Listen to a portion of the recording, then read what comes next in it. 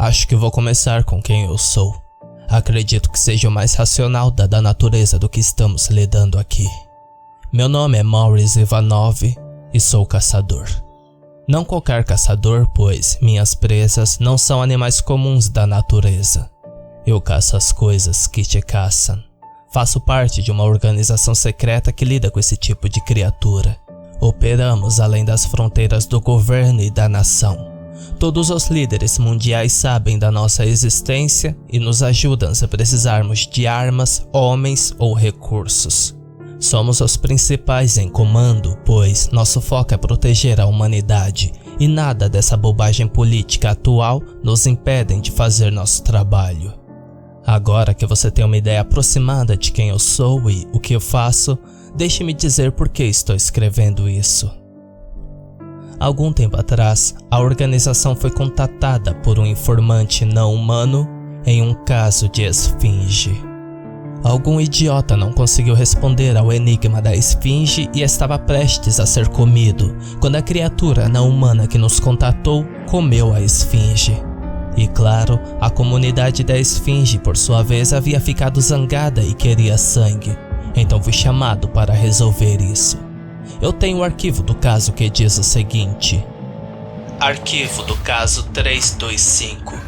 Local designado SS Orang Medan. Local amaldiçoado número 219. Raça em situação de perigo: humana. Nome individual do sujeito em perigo: Jake Smith. Perigo: esfinge. Aliado sobrenatural: Hellhound. Nome do aliado: Braal. Recursos especiais: álcool fermentado ungido. Você deve viajar e se infiltrar no navio SS Orang Medan e ajudar o Sr. Jake quando a ameaça chegar. Seu equipamento está embalado no veículo número 21. Modo da infiltração: trabalhador. Força mortal no local: autorizada. Depois de ler o arquivo, eu estava de bom humor.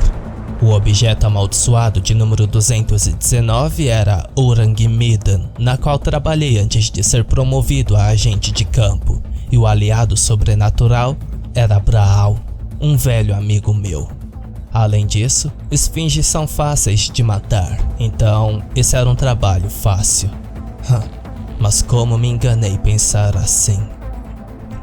Ao chegar, entrei no disfarce e conheci Jake, um cara muito agradável de se estar por perto.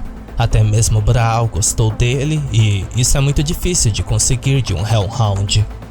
Troquei algumas palavras com Braal e preparei Jake para o que estava por vir. Dei a ele uma MP5, 2 pistolas e uma faca enquanto pegava a minha fiel AK-47. Ele bebeu o álcool e reagiu melhor ao gosto ruim do que eu esperava. As esfinges vieram e, depois de uma ameaça bastante chata de seu líder, começamos a atirar nelas. Jake estava reagindo melhor do que eu havia ensinado. Na nossa luta, não percebemos que Oliver apareceu, antigo dono de Braal, e Jake, na sua idiotice, atirou nele. Claro, Oliver ficou furioso, mas em vez de rasgar Jake em pedaços, ele desapareceu. Eu disse a Jake que minha missão havia acabado e parti, muito feliz por ter completado minha missão. Uma semana depois disso, meu chefe me disse que Jake desapareceu e que eles registraram outra alma presa na sala das máquinas. Oliver, o antigo dono de Braal, sumiu porque ele tinha algo pior que a morte planejada para Jake e provavelmente havia o levado ao inferno. Afinal, Oliver é o demônio da crueldade. Nossa organização se orgulha de salvar a humanidade, então você pode imaginar que o destino de Jake nas mãos de Oliver feriu minha moral. Eu não consegui salvá-lo. Agora que acabei com meus lamentos, deixe-me contar como comecei como caçador de monstros. Eu nem sempre fiz parte da organização. Nasci no Alasca, perto de Prudhoe Bay, e meu pai era caçador. Um caçador normal. Nossa renda consistia em vender carnes e pele dos animais que caçávamos. Não era luxuoso, mas eu gostava e era o suficiente para viver. Meu pai e eu muitas vezes saíamos para caçar. Só eu, ele e nossos rifles e equipamentos. Eu tinha a minha 45-70 e ele tinha seu amado Mosin, compartimentado em 7.6254R, a munição russa. E também tínhamos uma pistola a cada. Cada um de nós carregava suas próprias coisas. Barraca, saco de dormir, munição, rifles e outras coisas em um trenó. Quando matávamos algo, aquele que deu o tiro carregava sua presa no trenó, enquanto o outro carregava todo o equipamento. Era difícil, mas muito divertido. Meu coração de 15 anos se enchia de felicidade e alegria sempre que eu pegava alguma coisa, pensando que consegui comida por 3 ou 4 meses, ou que acabei de ganhar cerca de $300. O dinheiro variava dependendo do animal e do uso que as pessoas tinham para ele. Um lobo, por exemplo, custava $150, mas normalmente vendíamos cerca de 3 ou 4 deles de uma vez, pois eles vivem em bandos. Um alce custava de $200 a $500, dependendo dos chifres, pele e quantidade de carne. Agora os ursos eram os mais lucrativos, mas também mais perigosos de matar. Um urso variava de $1.000 a $5.000, mas esse preço era bem justificado. Você tinha que usar muitas balas para ele cair. Eu não lhe contei esses preços apenas para me gabar ou dizer que você deveria ir caçar. Eu apenas os contei como uma comparação com o urso e como é difícil de matar um urso. Então, você pode imaginar nosso medo quando encontramos um urso estripado na floresta. Aquele pobre urso foi dilacerado. Cada osso dentro dele foi quebrado. Não havia uma única parte daquele urso que não estivesse danificado. As árvores ao redor do urso estavam cheias de pelo e sangue, algumas delas quebradas. Parecia que aquele urso havia sido esmagado em todas as árvores por um tornado. Aquele urso, de pelo menos $2.000, foi dilacerado como uma boneca de pano. Meu pai e eu nos entreolhamos com medo, mas pude ver algo mais em seus olhos. Ele estava com medo, mas não como eu. Ele tinha um olhar de medo primordial. Pavor. Ele sabia o que causou isso. Ele disse em um sussurro que precisávamos nos afastar do urso e começar um incêndio grande e que precisava durar a noite inteira. Enquanto o sol estava se pondo, podíamos ouvir gritos vindos da floresta ao nosso redor. Quando a noite chegou, acendemos o fogo e ficamos bem perto dele.